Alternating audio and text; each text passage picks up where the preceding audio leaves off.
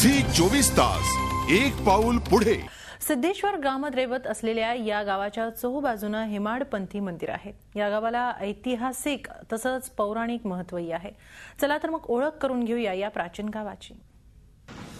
गाव तिथे 24 तास या विशेष उपक्रमात आज आपण पोहोचलोय परभणी जिल्ह्यात। परभणी जिल्ह्यात नेमका आपण कुठे जातोय पाहूया तर।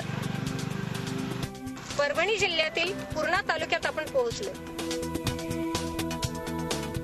परभणी जिल्ह्यातील पूर्णा परभणी राज्य रस्ता क्रमांक 219 वर एरंडेश्वर हे गाव आहे। एरंडेश्वर हे गाव 12व्या शतकात वसलं असल्याचं इथल्या शिलालेखावरून स्पष्ट होतं।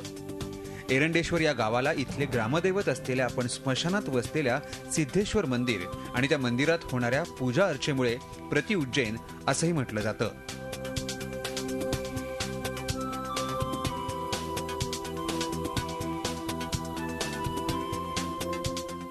या गावात पूर्वी एरंडे आडनाव असलेले वाणी राहत, त्यामुळे या गावाचं नाव एरंडेश्वर पडल्याची आख्यायिका आहे।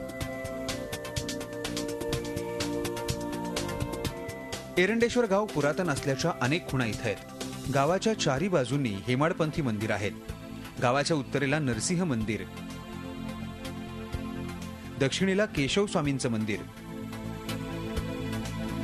पूर्वेला मारुती मंदिर तर पश्चिमेला ग्रामदैवत असलेल्या सिद्धेश्वराचं मंदिर असून मध्यभागी पंचमुखी गणपतीचं मंदिर आहे। हा गणपती गावावर येणारं अरिष्ट संकट टाळतो अशी ग्रामस्थांची श्रद्धा आहे। पंचमुखी गणपतीचं हे मराठवाड्यातील एकमेव मंदिर असल्याचंही ग्रामस्थ सांगतात। गावात ज्या समस्या सुटत नाहीत किंवा न्यायाच्या बाबतीत या ठिकाणी जर बेल घेऊन शपथ जर घेतली तर सर्व गावकऱ्यांचा त्याच्या म्हणण्यावर विश्वास बसतो। म्हणजे शेवटचा निर्णय हा महादेवाच्या मंदिरामध्ये सुटला जातो। या गावाची लोकसंख्या 10,000 असून इथं 29 जातीची लोक गुण्यागोविंदानं राहतात। जातीय तणाव या गावात आजतागायत उद्भवलेले नाहीत। मराठवाडा विद्यापीठ नामविस्ताराच्या वेळेस सवर्ण दलित संघर्ष होण्याचं चित्र असताना या गावात मात्र दलित वस्तीवर कोणत्याही समाजकंटकानं हल्ला करू नये म्हणून सवर्ण या वस्तीवर कडा पहारा देत होते। अशी जातीय सलोख्याची उज्ज्वल परंपरा या गावानं जपली आहे। या गावातील लोकांचा प्रमुख व्यवसाय शेती आणि शेतमजुरी असून जोडधंदा म्हणून घरगुती कुक्कुटपालन, शेळीपालन, दुभती जनावरं पोसून दुधाचा व्यवसायही केला जातो।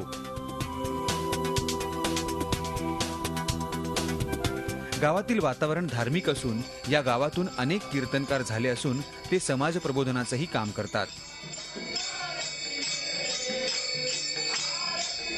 झी 24 तास एक पाऊल पुढे।